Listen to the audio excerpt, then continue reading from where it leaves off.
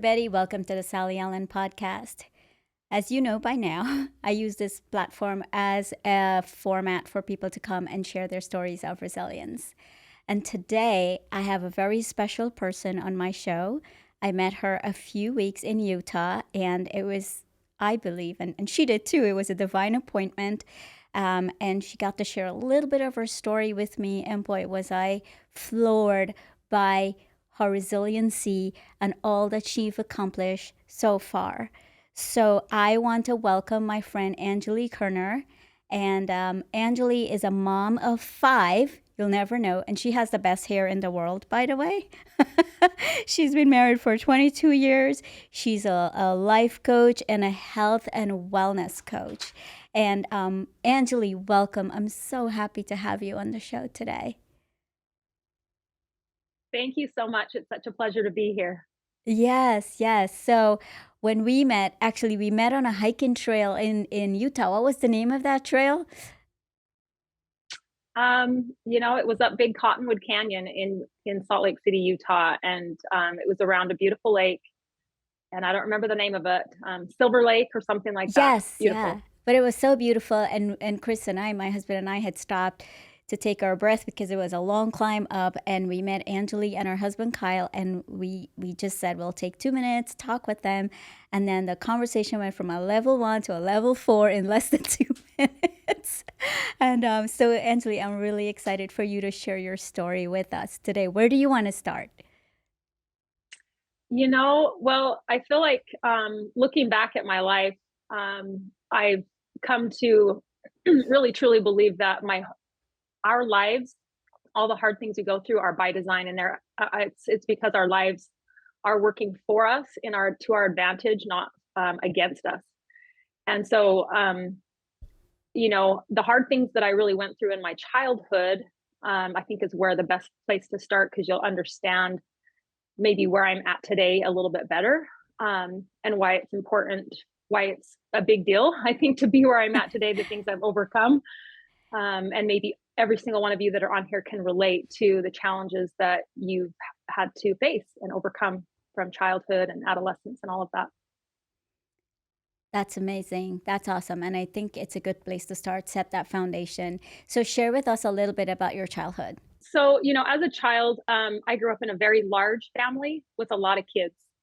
My dad had 2 wives, and from the time I started going to school in kindergarten, um, neighbor kids riding the bus, were calling me names and, making fun of me because, I was a polygamist. And I'm like, well, I'm not. My parents are, but I'm not. Why are you being so mean to me? You know? And I learned at a very, very young age that I had to be very protective of myself and who I was and my family. I wasn't accepted in society. I was not normal. But yet, going home, I did have a loving home. Um, Both of my moms each had 8 children. And growing up in such a large family, the challenge was that mom and dad can't always be overseeing us all the time. And so what I ended up going through is sexual abuse at 8 years old, Mm. 7, 8, actually 7 years old, through till I was about 13. And that created for me a lot of trust issues. And I didn't really believe or know how to create healthy boundaries for myself, because they were taken from me at such a young age. And I didn't have that voice. I just grew up with that at such a young age. And so a lot of my life has been in um, my challenges I feel like I've overcome that have helped me the most is really gaining the ability to own my voice, um, and taking responsibility for my boundaries and realizing that nobody's going to stand up for my boundaries for me. I have to do that for myself and ask for the things that I want. And so going through that was very hard. And then when I went through, um, goodness, the church that my husband and I grew up in, even though we didn't have marriages that were necessarily arranged, there was a lot of pressure on me to live that same way. And there was many guys that were wanting to marry me, and my parents were, trying to get me to marry certain people that had, they thought were a better fit for me. But I fell in love with my husband, who was kind of an outcast in the community.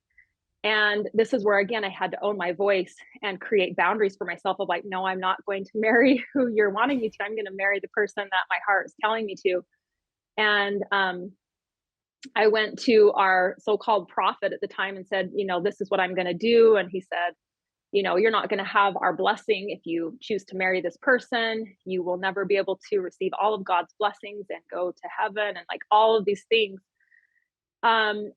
And I was the type of person throughout my life, throughout my childhood, because of the sexual abuse, I had this bad girl persona within me where I felt like I was a bad girl. And part of that had to do with the fact that when my parents found out about the sexual abuse, that there was an older man living with us that did this sexual abuse to my brother and me and my sister. And when they found out, the authorities in our church recommended that we were all rebaptized. So that really played a lot of havoc on my mind because I had already been baptized. And so as a child, I thought, well, it must have been my fault or part of my fault that this happened because I have to be rebaptized. So I must be dirty, unclean. And so I always felt like I had to prove that I was a good girl and that I was worthy. And how sad, right? Like how sad that a child would go through that. Like I Yeah. just feel sad for that little girl looking back at that. Like any child that has that happen to them, they should not be made to feel that that was their fault. They're Yeah. innocent, Yeah. And so, but that was the reality for me. Like I really felt because my parents loved, and so, Angellee, I just let's feel go like, back. Let's go back a little bit on that because I think there is a few things we can unpack with that, right? To help our yeah, audience understand. One, you were living in the FLDS community, but you were uh-huh, allowed to go to school outside of that community. right. And that's when you Mhm. realize that there are people living differently out there, That's right. right? Hmm. And you realize, wait, I'm a little bit different because the kids also brought it to your awareness and made you feel that way. And then That's on right. top of that, in your environment, you're being sexually abused at 7, and Yep. your parents found out, and then they rebaptized you as atonement for that person sexually abusing you. Is that what I'm hearing you say? Yeah, that's what the leaders of our church recommended. They said, well, let's just have your children all rebaptized. And I asked my mom about that later, and she's like, that was so wrong of us to do. And we Mm-hmm. just were following the counsel of these leaders. And I said, well, this is what it did to me psychologically.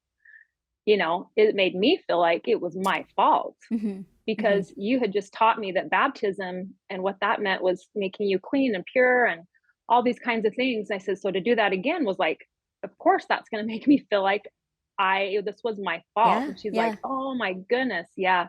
yeah. So, And what about the perpetrator? Was there consequences you for know, him? they, that, and there wasn't, they just let him go. They put him on a bus, they Mm, sent him away. And I look at it now and I wish that if I could go back, it would be to tell every parent that you need to give your child the ability to speak up and share how this hurt them and have the parents, the people that they love, standing up for them and saying this was wrong. right. And with the perpetrator in front of them, acknowledging and saying, yeah, that was my fault. I was the adult. This gentleman was about 60 years old. Yeah. And so, and it's really scarred my brother and my sister that were both older than me and Yeah. myself. Um he still struggles with a lot of anxiety and depression So that he's always had. were your parents fearful of the prophets and the community, or were they just so indoctrinated that they felt they had to do what they had to do? Yep, so indoctrinated. They weren't Mm, fearful, I didn't feel, but just so indoctrinated. Mhm. Wow. So Wow. obedient Hmm. and yeah. So fast forward, how you said that impacted you in a way that you felt like you're a bad girl, you did something wrong, you brought that upon yourself. How did that affect you as you continued to live your life and you met Kyle and all of that? Yeah, well, how I felt, first of all, is I felt this betrayal of men in my life. I really felt like I couldn't trust, um, no longer didn't know who I could trust, and it was just up to me to protect myself, honestly, is how I felt. Um, and so throughout my life, I was, um, always had a little bit of anxiety and then with my husband, when we met as well in the church, we met in a like a church choir, but we were going against what was recommended for me by my parents, and the current prophet was like, no, this is, you know, we've heard bad things about this young man. He's made out with girls before, so he's not sexually worthy because he has, you know, he's made out with a couple of girls, and he confessed that. And I said, I don't care. I'm okay. Like, I love this person and we have such a great time. And my mom just, no, the prophet says you should be choosing one of these other guys. And they all had multiple wives. So I would have come in to a plural situation and been a second or a third wife. And at that time, I did believe that that was a good way to live. I was indoctrinated at that time, but I couldn't go against how I felt within my heart. It felt so wrong, like how it felt when I was abused at 8 Mm. years old. Now when I was older, like I knew how wrong that felt in my body, in my soul. And now they were asking me to marry somebody that I wasn't in love with, be a plural wife, and it felt just wrong inside of me. And that was the real time when I stood up for myself and I said, "No, I'm not going to live this way. I'm going to choose the person that I marry. I'm going to choose the life that I want to live." And it was the first time I think I really took my power back. And I did no longer see myself as a victim. And that's, I think, the big turning point for me was who I chose to marry, and then really started pulling away from that church and community. And that was a process of about 5 years where my husband was pretty indoctrinated as well. He grew up in a family that had 9 wives. Wow. And And Angellee, before we go on to Kyle, I want to ask yeah, you what gave you that courage? Like something click, right? What gave you that courage to stand up for yourself? Because I know that those communities are tight knit and they're tight form, and it's so hard to get out yeah. because you're afraid you're going to lose your family and you're going to lose your network and you're going to lose your tribe. But you stood Yeah. out. What gave you that courage? Part of it is because I did come from a family within that community that typically went against the grain. We were known as one of the families that was a little more on the wild side, I guess you would say. So I was used to being an outcast even within that community. Mm. I was always an outcast in my life, at school and public, but even within that FLDS community, our family, like um, we didn't dress as simple. We wore earrings. My parents let us kind of have a little bit more of our own style. And so people looked at us within the community that we were so worldly because we had a little of our own flavor. And so, at that point, I just was like, I don't have anyone's acceptance here, anyways. Like, why do I even care? And I know my parents, they're going to love me no matter what I choose because I Mm. knew that. And thank goodness I had that within me that I knew my parents would love me even if I made this decision. So I think that's what it came down to was,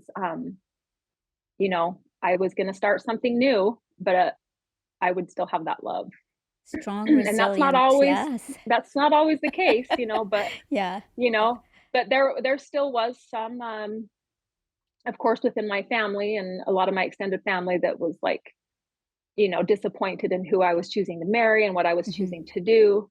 And that was also like like the rebellious phase for me Yeah. where my husband and I we started to like kind of go clubbing a little bit, dress a little bit more like to show that we can do whatever the heck we want, you know?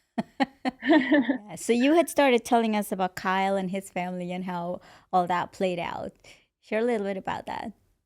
Yeah, so he grew up in so I grew up in Salt Lake City, went to regular schools and had a pretty normal childhood. You could maybe compare it to like a Mormon family in a lot of ways, but more strict. Um, and that dynamic of getting teased and whatnot for how my parents lived. But he grew up in a very tight knit community in Montana that was most of them did like homeschooling. They did not go to public schools. All the kids were made to wear long sleeves. Girls could not cut their hair. Um, it was a very strict community, and he was an outcast in that community. And the authority in that community was very unrighteous.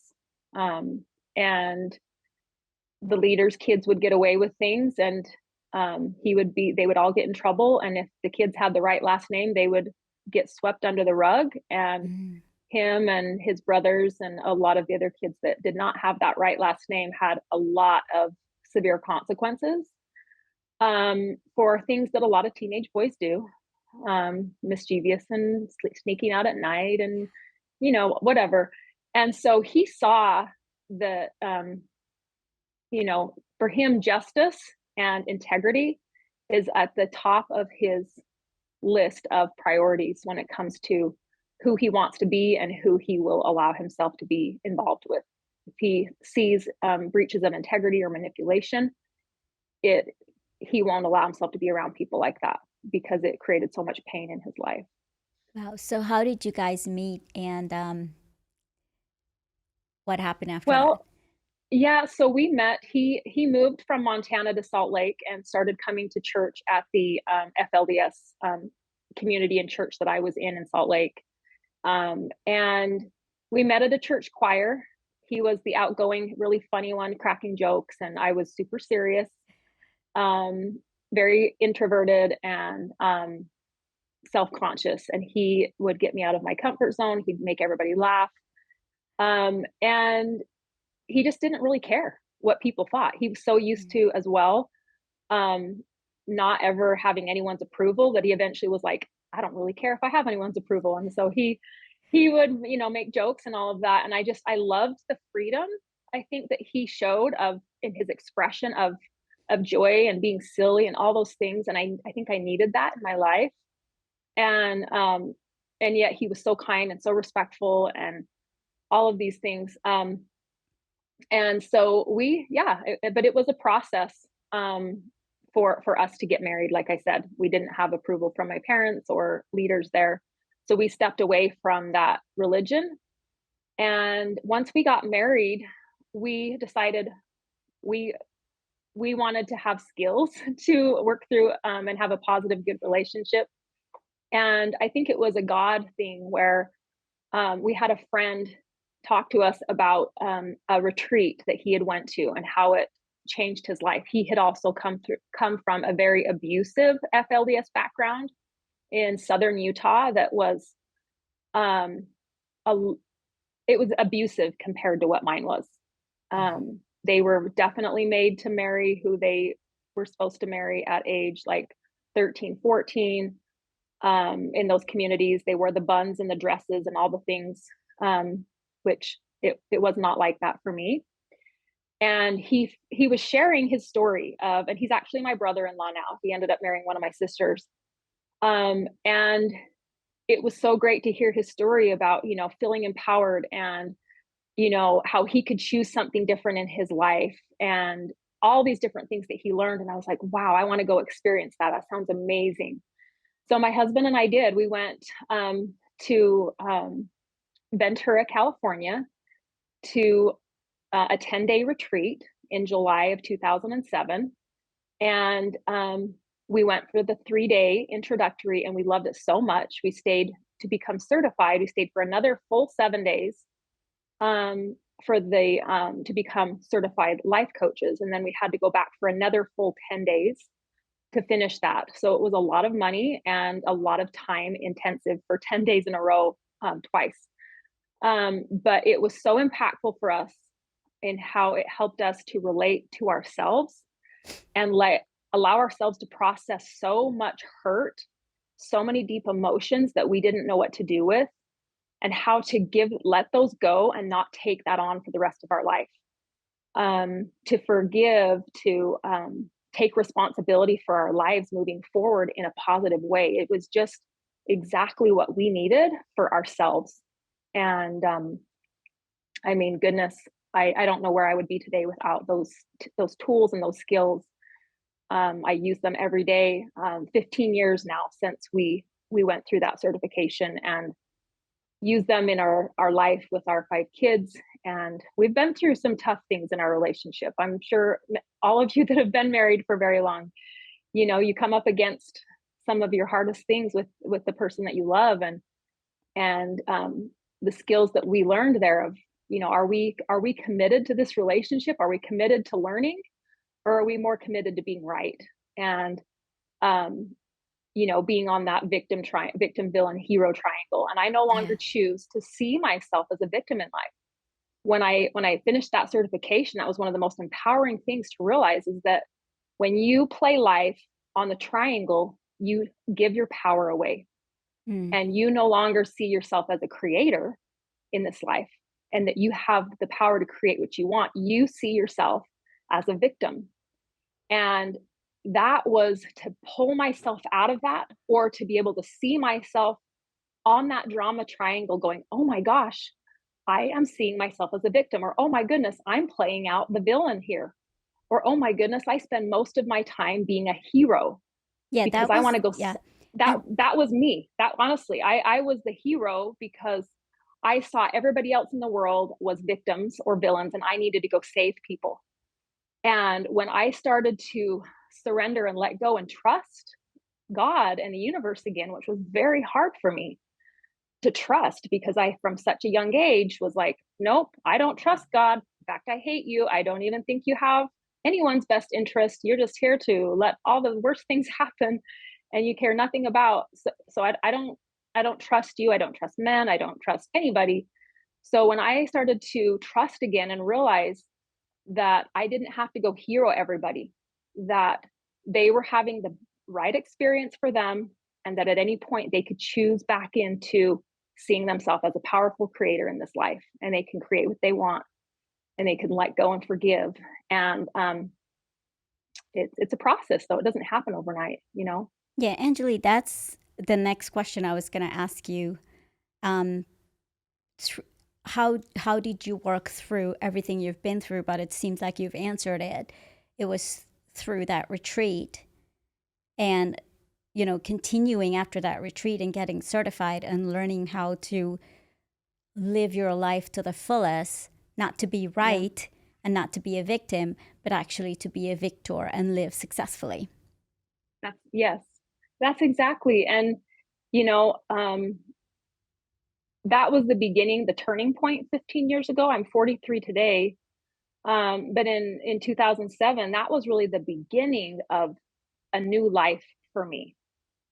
Um, and so it was me now changing these habits of how I relate to myself, how I relate to others, how I relate to God, how I'm choosing to create my life was now different. And part of that is just breaking habits, right? And so who we are, our personality, is a combination of those emotions and those feelings of how we relate to the world over time creates our personality. So I was now choosing to show up not as in a victim personality, but in a powerful woman, that I create my life and I can overcome. And whatever comes in my life is because it's a blessing to my life. It's going to help me. I don't see things as they're happening to me and I'm a victim. um, I always look at it as, how is this helping me to grow? Or, um, like we talked about at the retreat that you and I went to, Sally, is we get in life what we're committed to, Yeah. not necessarily what we want, because we can all say, oh, I want $1 million.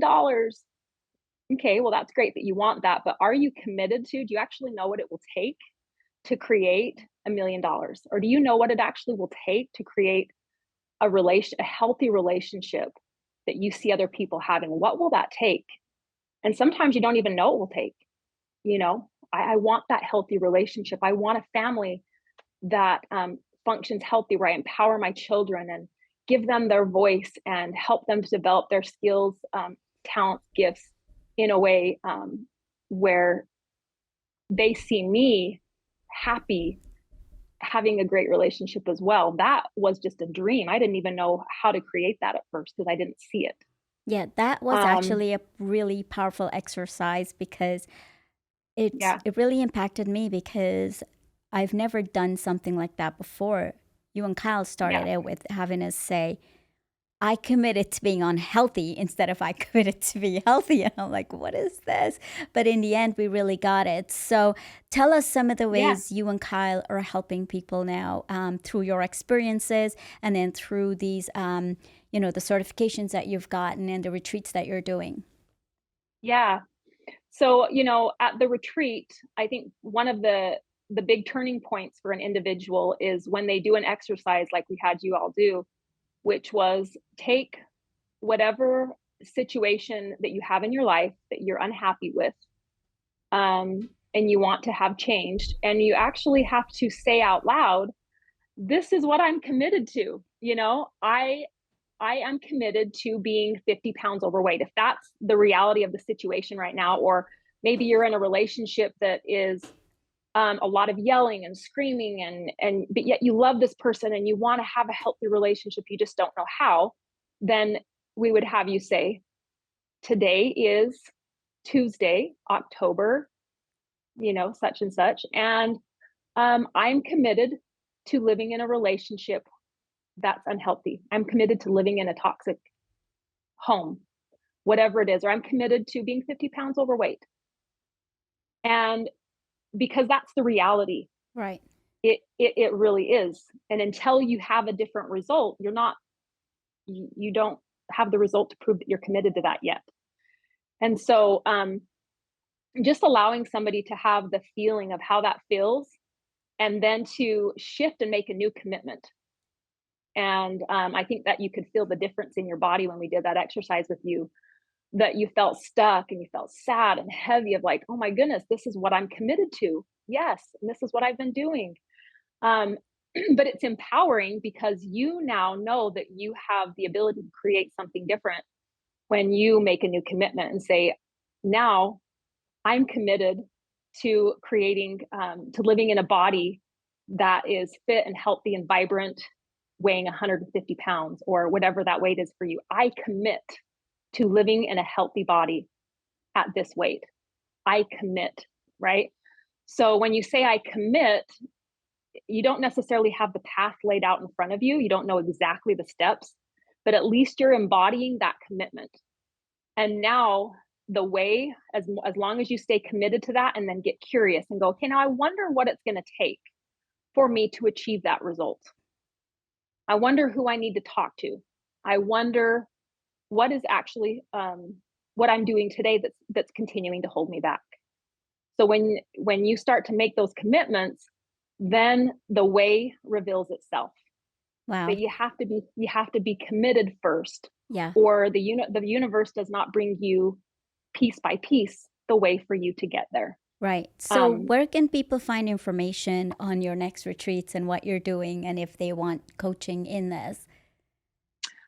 they can go to my Instagram at Angellee.Koerner. I have a lot there. And I'm also a breast cancer survivor. I got that in about 5, 6 years ago in 2017. Wow. And that was, you know, quite the journey for me as well. So I'm very much into the holistic coaching lifestyle and helping people, empowering them with what they're putting in their body, but also what's going in their minds and their Yeah. emotions, all of it. So yeah, that would be the best place to connect with me. That's amazing. Angellee, what a powerful story. And your journey to where you were, to where you are. I think as I listened to it from the beginning, you had that not rebelliousness, but you had that mindset that you can accomplish whatever you want to. And that has led you through your life to where you are today. And I am so honored and thrilled to hear your story and to be able to share it. So let's talk about something fun and bring it down a little bit. What's one of your biggest pet peeves? One of my biggest pet peeves is just people just wasting time doing, watching just Netflix and Xbox and all those things. Mm-hmm. For me, it's just such a waste of time. So yeah, it's kind of like I have 5 kids and I'm always like, oh my gosh, what are you guys doing? Let's get you. And so I'm always trying to get my kids into all kinds of different fun activities and keep them Mm-hmm. busy because, yeah, I see this, our life is so short and I want it to be meaningful. And I feel so honored to be able to coach the different people that I do and be in the industry that I am and have come as far as I am. And I think sometimes, like my own children, they don't understand the hurdles a lot of times that I've overcome. So when I see them wasting time and not putting their time into good things, that's probably at the moment because I do have 3 boys at home, and I think our kids need to be more empowered with positive things. So Wow. that would be What's it. what's the age range for your kids? Yeah, so I have a 9-year-old boy, a 13-year-old, um, 16-year-old son, and then my 18-year-old daughter and 20-year-old son. Oh my gosh, you're gonna have to Yep. tell me your secret. You look amazing. So, what's a takeaway for our audience today, Angellee? um, be committed to becoming your best self. You don't have to know all of the answers right now today of how to get to where you want to be, but make that commitment daily of um, where you want to be as if you have it, and keep focusing on that. And the way will show up because I truly, truly believe, and I've seen it in my life. If you see yourself as a powerful creator and you refuse to see yourself as a victim, and you take full responsibility to make that powerful, happy life happen, um, the way will come into your path of how to create the life that you want. I know that it will. I've seen it so many times over and over again. So, whatever you focus on, it will continue to grow. And what you appreciate in life appreciates, right? Gratitude is the key that will take you where you want to be. All of these things around gratitude, what we focus on, appreciation. This life truly is a gift. You are a gift. You have everything you need to create the life that you've always dreamed of. And God, the universe, there's people that want to see you succeed, and you will if you continue to have that kind of a mindset and see yourself as capable and that you're supported. Yeah, and thank you for sharing that. And as you know, friends, I always say it's never too late to start living resiliently. And what I got out of today was own your voice. We all have a voice. Find that voice within you, because one of the things I've heard is if you don't use your voice, you lose it. So find your voice, use your voice, and create boundaries. As Angellee said, create those boundaries in your life. Angellee, I want to thank you so much for being on the show today, for sharing your story, for being vulnerable, and all the tidbits that you shared with our audience. Thanks again for taking time out of your vacation and your busy Yes. schedule. I so appreciate you. And thanks to our audience for listening. If you are enjoying our show, rate, review, and share with your friends. And thanks to George behind the decks and Thank Sticky you, Boss Sally. Studio. Thank you for the coffee this morning. You're Gratitude is the key. There we go. My Yes. takeaway. Thank you.